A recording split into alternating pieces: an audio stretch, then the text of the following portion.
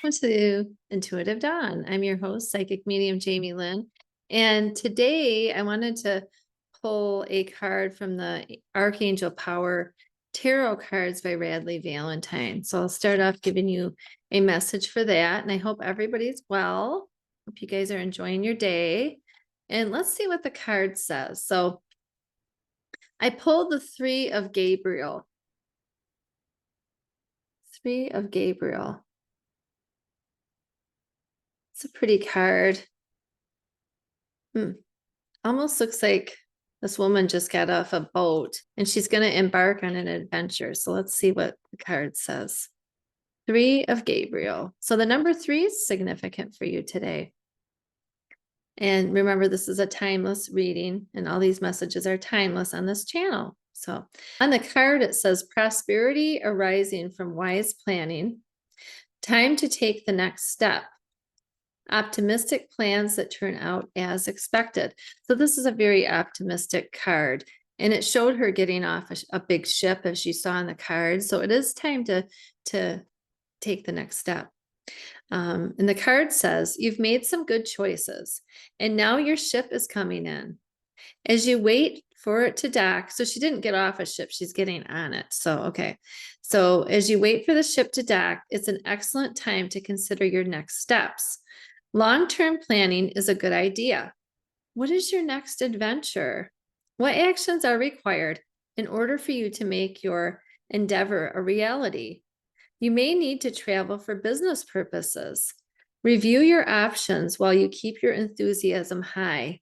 The work you've done so far will yield fantastic results, and there's no need to worry.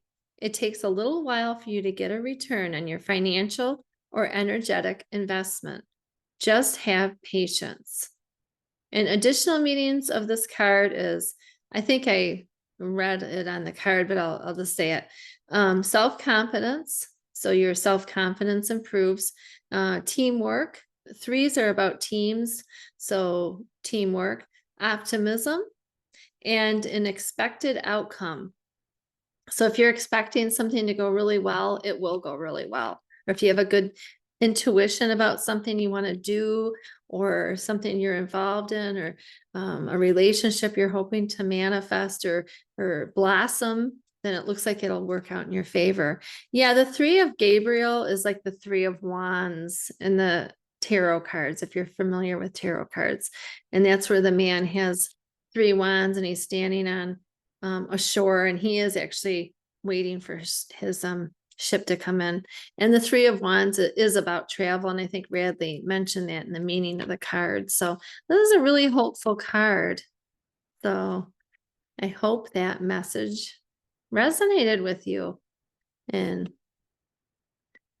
so, okay, so I wanted to read from this book I just got, and I'm also listening to it on Audible. So I haven't read it all, and I haven't listened to it all, but I'm halfway through.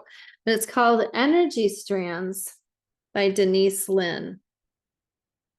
And it's a really good book, Energy Strands, the ultimate guide to clearing the cords that are constricting your life.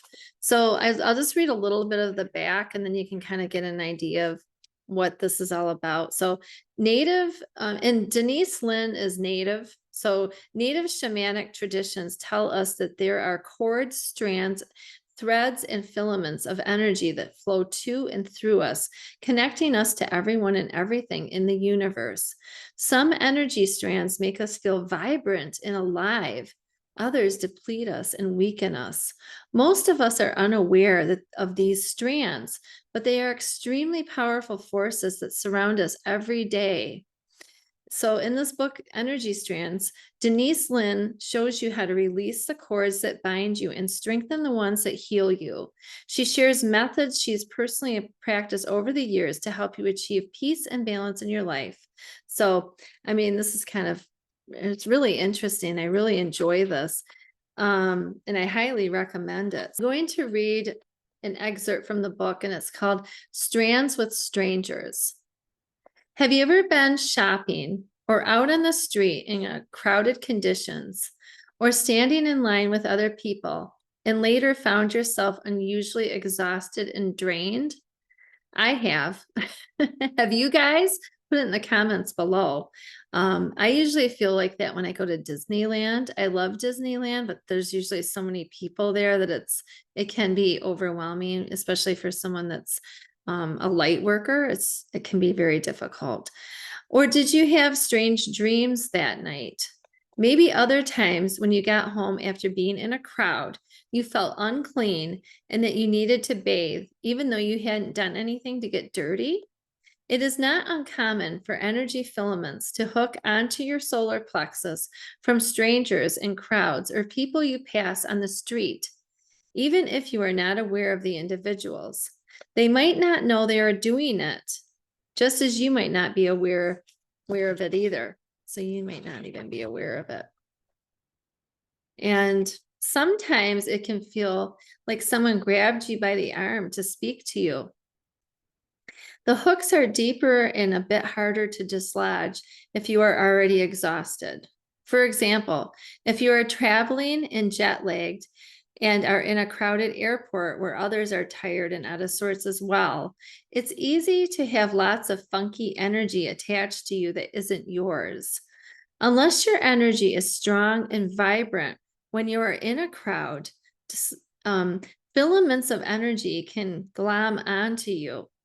However, once you discover these kinds of filaments, they are relatively easy to remove unless emotion was involved, such as someone in a crowd shouting at you or somebody flipping you off as you drove by.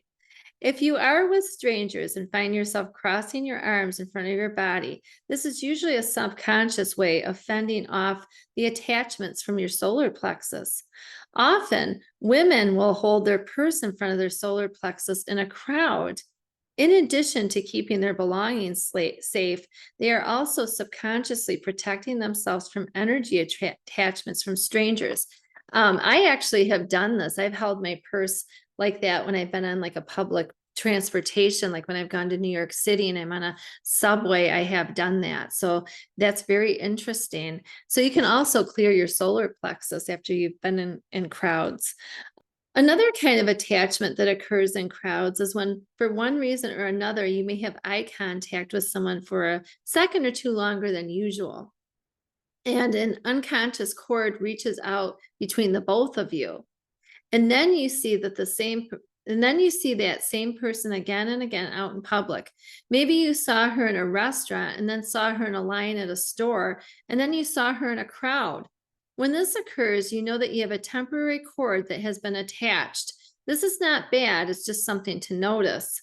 One way to tell if you have picked up on someone's attachments while you're out in the world is to watch your dreams for a night or two. You may have dreams that seem unusual. In fact, the energy that is still attached to you will often arise during your dreams, and these dreams may feel like they're not your dreams. So this is interesting. This book is really good. I just wanted to read an excerpt from it. But if you wanted to read more, you're more than welcome to go to Amazon and buy it, or it's on Audible too. I'm listening to it there. So it's really kind of fascinating.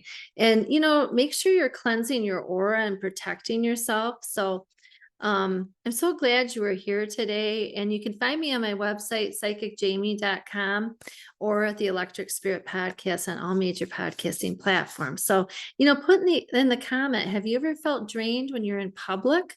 What did that make you feel like? So let me know. And how do you protect yourself? I put on lots of oils and I use my sprays and crystals. And so make sure you're protecting your energy when you go out in public. And I hope you guys have a wonderful day, and thanks for stopping by.